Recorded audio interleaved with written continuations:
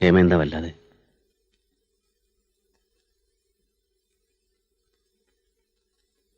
എനിക്ക് പറയാനുള്ളതെല്ലാം ഞാൻ പറഞ്ഞില്ലേ, പിന്നെന്താ ഹേമയ്ക്ക് മടി?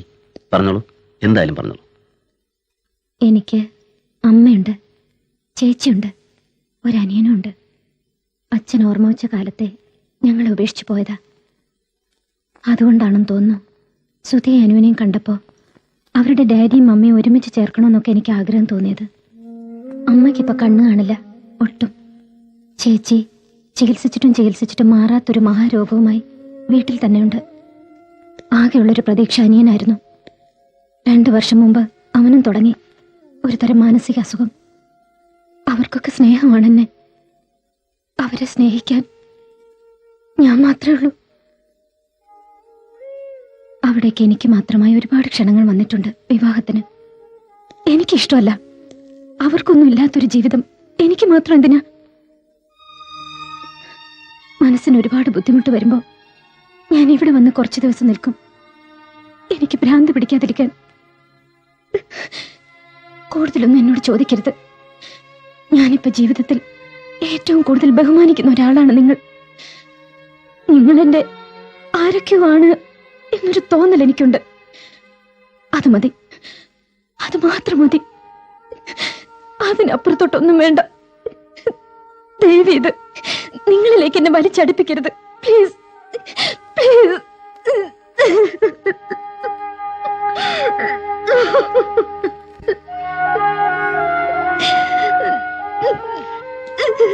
എന്താ ഇത്? ഏയ് മറക്കുക. ഏയ് എന്നെക്കാളും എന്റെ കുട്ടികളെക്കാളും ഹേമയെ ആവശ്യമുള്ളവർ വേറെയുണ്ട്. ഹേമ ചിന്തിച്ചും പ്രവർത്തിച്ചും ഒക്കെ കറക്റ്റാണ്. You are right. എനിക്കറിയാം, നമ്മളൊരു നാടകം കളിക്കാമെന്ന് നേരിട്ട് അത് റിയലായി പോയി. ഞാൻ കുറച്ച് ഓവറുമായി. It's all right. മറന്നേക്കുക, കമോൺ മറന്നേക്കുക ഞാൻ പറഞ്ഞതെല്ലാം. Please please please come on, cheer up. ഓ, സമയം എത്രയാണെന്ന് വിചാരം? 9:30. 8 മണി വരെയാണ് നമ്മുടെ കണ്ടീഷൻ. ഞാൻ എപ്പോഴും കണ്ടീഷൻ തെറ്റിയും. സോറി. പോട്ടെ. Okay, bye, good night.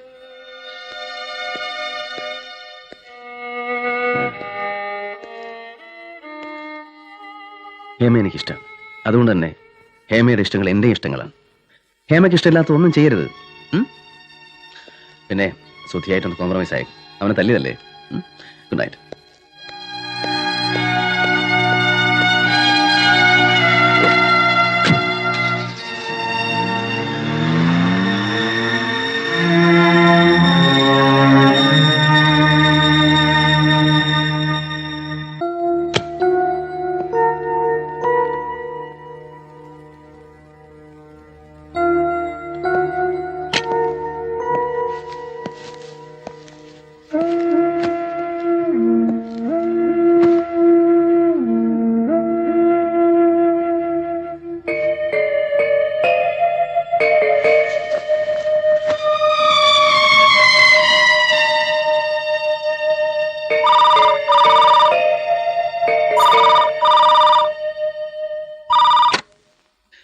Hello. വെക്കട്ടെ എന്ന് പറഞ്ഞ് ഫോൺ വെച്ച് കളയരുത്. എനിക്ക് സങ്കടമാവും.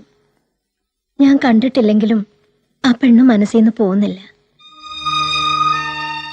ഞാൻ നിന്നോട് നിർബന്ധിച്ച് പറയാ, ഇനി നീ വരുമ്പോ കൂടെ അവളും ഉണ്ടാവണം. സുധിക്കും അനുവിനും അവളെ ഇഷ്ടമാണെങ്കിൽ പിന്നെ നിനക്കെന്താ കുട്ടാ? സുധിക്കും അനുവിനും അവളെ വലിയ ഇഷ്ടാ. എനിക്ക് അവളെ ഇഷ്ടമാണെന്ന് മാത്രമല്ല, അവളെന്റെ ആരൊക്കെയാണെന്നുള്ള തോന്നലുണ്ട് എനിക്ക്. നല്ലവളാണമ്മേ. അതുകൊണ്ട് തന്നെ നമ്മൾ അവളെ ഉപദ്രവിച്ചുകൂടാ. നല്ല മനുഷ്യരെ ഉപദ്രവിക്കുന്ന ശീലം എനിക്കും എൻ്റെ അമ്മയ്ക്കും ഇല്ലല്ലോ. അമ്മ ഉറങ്ങില്ലേ? ഉറങ്ങണം. വെക്കട്ടെന്ന് ഞാൻ ചോദിക്കുന്നില്ല. ഞാൻ വെച്ചോളാം.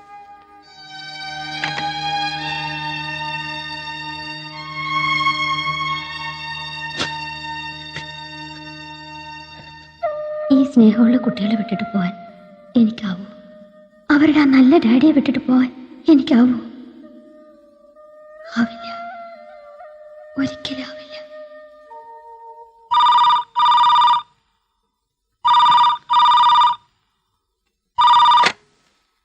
ഹലോ, ഞാൻ ഹേമയാണ്.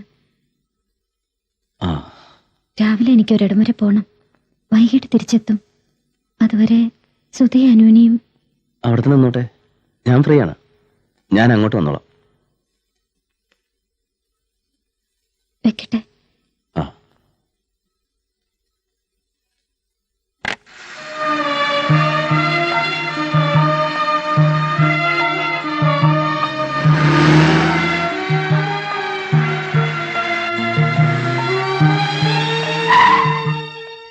അമ്മയും ചേച്ചിയും എന്നെ ഒരുപാട് നിർബന്ധിച്ചിട്ടുണ്ട്. ആരുടെങ്കിലും കൂടെ എവിടെയെങ്കിലും പോയി രക്ഷപ്പെട്ടുള്ളൂന്ന്. ഞാൻ കേട്ടിട്ടില്ല. ഇത്രയും കാലം അത് കേൾക്കാൻ ഞാൻ നന്നായെന്ന് ഇപ്പൊ തോന്നുന്നു. ഇപ്പോ ഒരാളെന്നെ ക്ഷണിക്കുന്നു. അമ്മേ, നല്ല ആളാ, ഒരുപാട് സ്നേഹമുള്ള ആള്.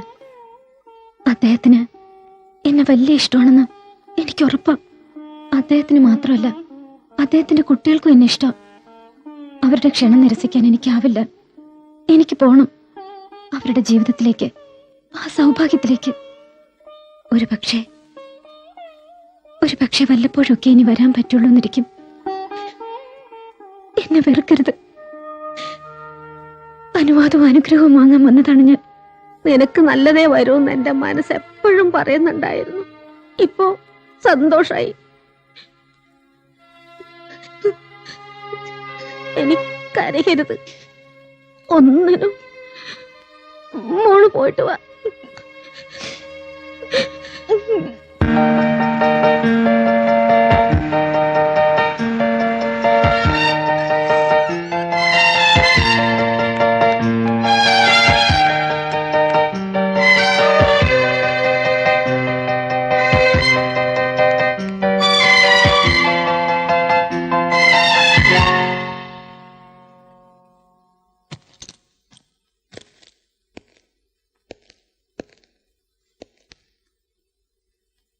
ആന്റി, ആന്റി ഞങ്ങളെ പറ്റിച്ചു അല്ലേ? മമ്മിയാണെന്നൊക്കെ പറഞ്ഞ.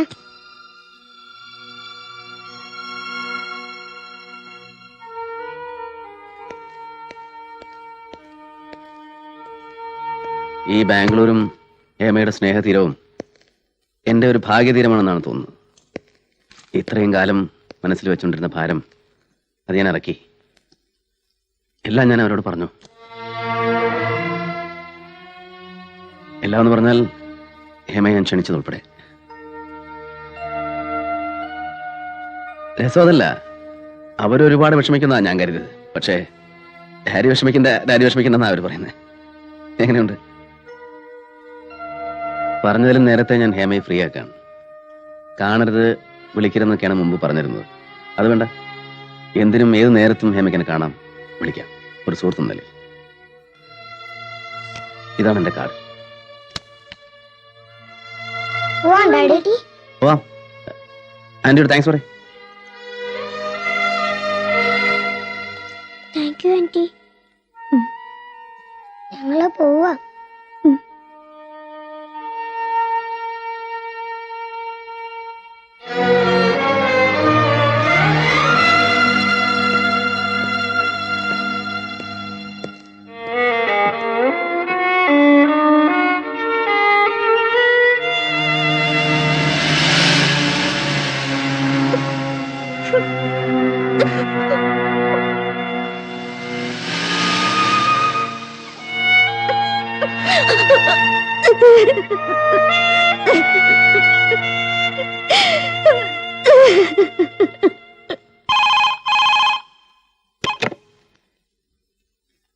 ഹലോ അച്ഛമ്മ, ഇത് ഞങ്ങളാ. മക്കളെ, ഞങ്ങൾ ഇവിടെ നിന്ന് നേരെ സ്കൂളിലേക്ക് പോവുക. ഇനിയത്തെ അവധിക്ക് വിളിക്കാൻ വരുമ്പോ ഡാഡിയുടെ കൂടെ അച്ഛമ്മ ഒരു മമ്മിയെ കൂടെ അയക്കണം. ഡാഡി ഞങ്ങളോട് എല്ലാം പറഞ്ഞു. എന്നാലും ഞങ്ങൾ ഒരിക്കലും ഡാഡി അങ്കിൾ എന്ന് വിളിക്കില്ല. എന്നും ഡാഡി ഞങ്ങളുടെ ഡാഡി തന്നെ. ഞങ്ങൾ ഇറങ്ങുക. വെക്കട്ടെ അച്ഛമ്മ? ഈശ്വര. ഡാഡി ഹേമാന്റിയെ വിളിച്ചിട്ട് ഹേമാന്റി വന്നില്ലെന്ന കാര്യം അച്ഛമ്മയുടെ എന്താ പറയായിരുന്നേ? അത് പറയണ്ടെന്ന് അനു പറഞ്ഞു. പോവാൻ daddy. Oh, we are going.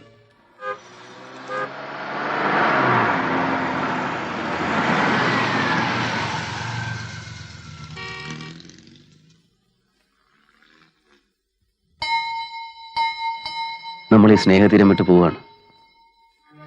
അങ്ങേയറ്റം ആ വളവ് തിരിഞ്ഞാൽ 1-ാം നമ്പർ വീട്ടിലൊരാളിരിപ്പുണ്ട്. ഇത്തിരി കാലത്ത് നിങ്ങളുടെ മമ്മി.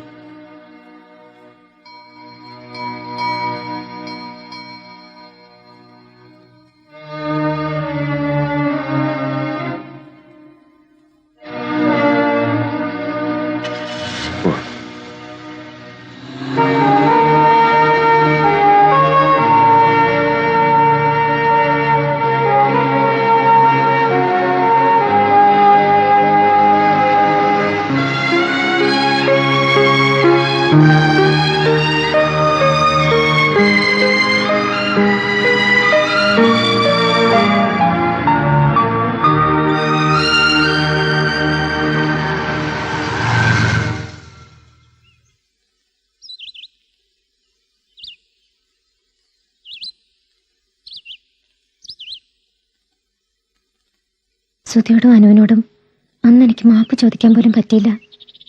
ഞാൻ അവരോട് ചെയ്ത ചതിക്ക്. എല്ലാവരും അറിഞ്ഞു കഴിഞ്ഞ സ്ഥിതിക്ക് ഇനി ഒരിക്കലും അവരുടെ യഥാർത്ഥ മമ്മിയാകാൻ പറ്റില്ല എന്ന് എനിക്കറിയാം. എങ്കിലും ഞാനൊരു ജോലിയായിട്ട് പോയില്ലേ. സ്കൂളിൻ്റെ അവിടെ വരെങ്കിലും ഞാൻ വന്നോട്ടെ. എൻ്റെ ഒരു സമാധാനത്തിന് വേണ്ടിയാ. അത് കഴിഞ്ഞ് ഞാൻ പൊക്കോളാം. ഇനി ഒരിക്കലും മമ്മിയാകാൻ പറ്റില്ലെന്ന് ആരാ പറഞ്ഞ? സ്നേഹതീരത്തിന്റെ അവിടെ കാത്തു നിൽക്കുമെന്നാ ഞങ്ങള് വിചാരിച്ചത്. എന്നിട്ട് ഇവിടാണോ വന്ന് നിന്ന്? വേണ്ട, ഈ മമ്മി വരണ്ട. സ്കൂളിന്റെ അവിടെ വരെ മാത്രം വരണ്ട. എപ്പോഴും കൂടെ ഉണ്ടാവുമെങ്കിൽ വന്നാ മതി. ഞാനുണ്ടാവും, എപ്പോഴും ഉണ്ടാവും. വന്നോട്ടെ.